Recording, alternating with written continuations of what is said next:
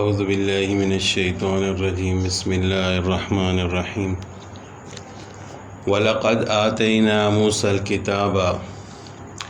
یقیناً ہم نے موسیٰ علیہ السلام کو کتاب دی فَاخْتُلِفَ فِيهِ سو اس میں بھی اختلاف کیا گیا وَلَوْلَا كَلِمَةٌ سَبَقَتْ مِن رَبِّكَ اور اگر وہ بات نہ ہوتی جو تیرے رب کی طرف سے پہلے مقرر ہو چکی ہے لَقُضِيَ بَيْنَهُمْ تو ان کے درمیان کب کا فیصلہ ہو چکا ہوتا، یعنی اللہ تعالیٰ نے عذاب کا ایک وقت مقرر فرمایا ہوا ہے اور اسی طرح موت کا ایک وقت مقرر ہے، اس وجہ سے اللہ تعالیٰ نے عذاب کو مؤخر کر دیا، ورنہ کب کا ان کے درمیان فیصلہ کر دیا گیا ہوتا اور ان پر عذاب نازل ہو جاتا۔ وَإِنَّهُمْ لَفِي شَكٍّ مِّنْهُ مُرِيبٍ یہ لوگ تو اس سے شک اور بے چین ہیں، یعنی کھلے شک میں پڑے ہوئے ہیں۔ من عمل صالحا فلنفسه جو شخص نیک کام کرے گا وہ اپنے نفع کے لیے، ومن اساء فعلیہا اور جو برا کام کرے گا اس کا وبال بھی اسی پر ہوگا۔ وما ربک بظلام للعبید اور آپ کا رب بندوں پر ظلم کرنے والا نہیں ہے کہ کسی کو گناہ کا عذاب کسی کے دوسرے کو دیا جائے،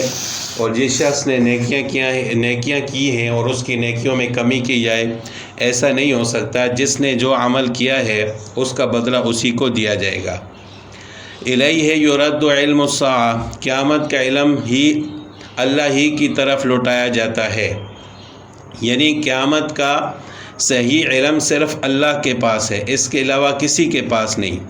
تمام انسانوں کے سردار حضرت محمد مصطفیٰ صلی اللہ علیہ وسلم سے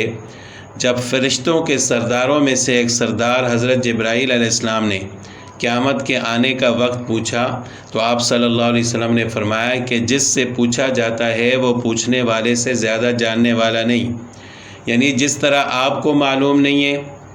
تو مجھے بھی معلوم نہیں ہے۔ اور قرآن کریم میں دوسری جگہ پر سورہ نازعات میں اللہ تعالیٰ نے فرمایا کہ الی ربک منتہاہا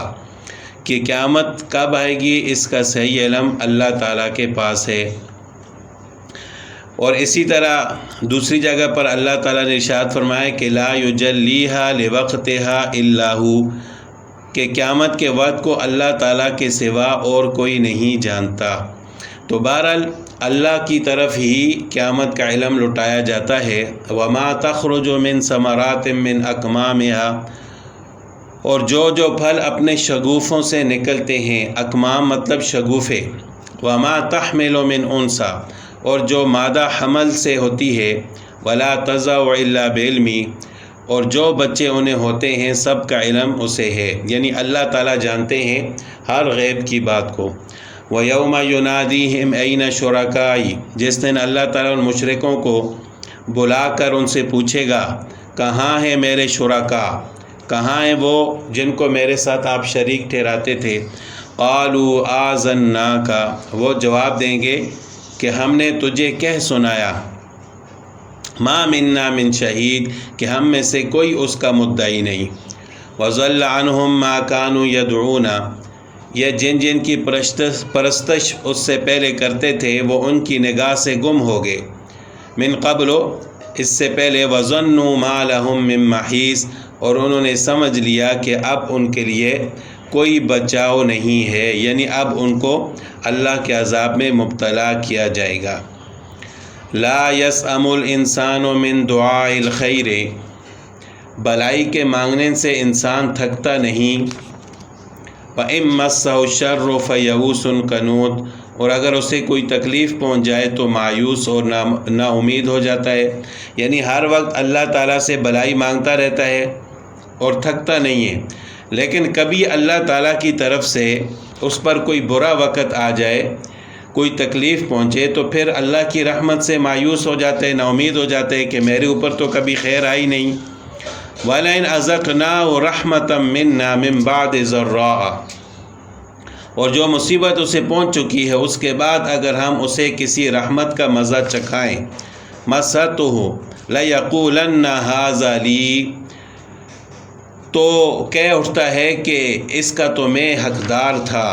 یعنی لَیَقُولَنَّ هَذَا لِی، اس کا تو میں حقدار تھا، اس وجہ سے یہ رحمت مجھے ملی ہے۔ وَمَا أَظُنُّ السَّاعَةَ قَائِمَةً، اور میں تو باور نہیں کر سکتا کہ قیامت قائم ہو۔ وَلَئِن رُجِعْتُ إِلَىٰ رَبِّی، اور اگر میں اپنے رب کے پاس واپس گیا، أَنَّ لِی عِندَهُ لَلْحُسْنَىٰ، تو بھی یقیناً میرے لیے اس کے پاس بہتری ہے۔ فَلَنُنَبِّئَنَّ الَّذِينَ كَفَرُوا بِمَا عَمِلُوا، یقیناً ہم ان کفار کو ان کے اعمال سے خبردار کریں گے۔ وَلَنُذِيقَنَّهُم مِّنْ عَذَابٍ غَلِيظٍ، اور انہیں سخت عذاب کا مزہ چکھائیں گے۔ وَإِذَا أَنْعَمْنَا عَلَى الْإِنسَانِ، اور جب ہم انسان پر اپنا انعام کرتے ہیں، أَعْرَضَ، تو وہ منہ پھیر لیتا ہے۔ وَنَأَىٰ بِجَانِبِهِ، اور کروٹ بدل لیتا ہے۔ وَإِذَا مَسَّهُ الشَّرُّ، اور جب اسے مصیبت پڑتی ہے، فَذُو دُعَاءٍ عَرِيضٍ، تو بڑی لمبی چوڑی دعائیں کرنے والا بن جاتا ہے۔ یعنی انسان کی یہ فطرت ہے کہ اسے اللہ تعالیٰ کی طرف سے کوئی نعمت ملے، اللہ تعالیٰ اس پر رحمت فرمائے، تو وہ یہ سمجھتے ہیں کہ یہ تو میں اس کا حقدار تھا، یہ تو میرا کمال ہے، میں بڑا ذہین ہوں، بڑا محنتی ہوں، اس وجہ سے مجھے اللہ تعالیٰ نے یہ نعمت عطا فرمائی ہے۔ اور جب اس پر کوئی مصیبت پہنچتی ہے تو پھر لمبی چوڑی دعائیں کرنے والا بن جاتا ہے۔ مقصود یہ ہے کہ کافر انسان کی خصلت یہ ہے۔ اب ہر انسان ایک جیسا نہیں ہوتا، بلکہ یہاں پر اللہ تعالیٰ نے کافر انسان کی خصلت کو بیان فرمایا ہے کہ جب ان کو کوئی نعمت، دولت اور عزت عافیت ملتی ہے تو اس میں مگن ہو جاتے ہیں اور اللہ تعالیٰ سے دور ہو جاتے ہیں اور تکبر اور غفلت کرنے لگتے ہیں۔ لیکن جن کو اللہ تعالیٰ نے ہدایت عطا فرمائی ہوتی ہے، وہ نعمت پر اللہ تعالیٰ کا شکر ادا کرتے ہیں اور مصیبت پر صبر کرتے ہیں۔ قُلْ أَرَأَيْتُمْ إِنْ كَانَ مِنْ عِنْدِ اللَّهِ، تو کہہ کہ بھلا یہ تو بتاؤ کہ اگر یہ قرآن اللہ کی طرف سے آیا ہے، ثُمَّ كَفَرْتُمْ بِهِ، پھر تم نے اسے نہ مانا، مَنْ أَضَلُّ مِمَّنْ هُوَ فِي شِقَاقٍ بَعِيدٍ، بس اس سے بڑھ کر بہکا ہوا کون ہوگا جو حق سے دور پڑھ کر مخالفت میں رہ جائے۔ شقاق بعید، دور کی مخالفت میں۔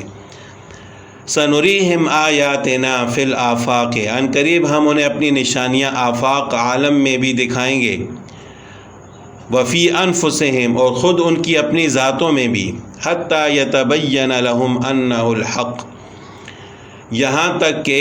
ان کے لیے واضح ہو جائے گا کہ یہ حق ہے۔ اولم یکف بربک،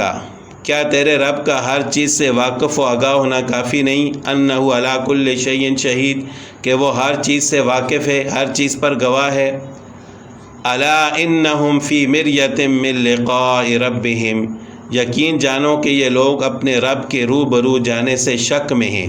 اس بات میں شک میں پڑے ہوئے ہیں کہ انہوں نے اللہ تعالیٰ کے سامنے نہیں جانا، اللہ تعالیٰ کے ساتھ ملاقات نہیں کرنی۔ الا انہ بکل شیء محیط، یقین جانو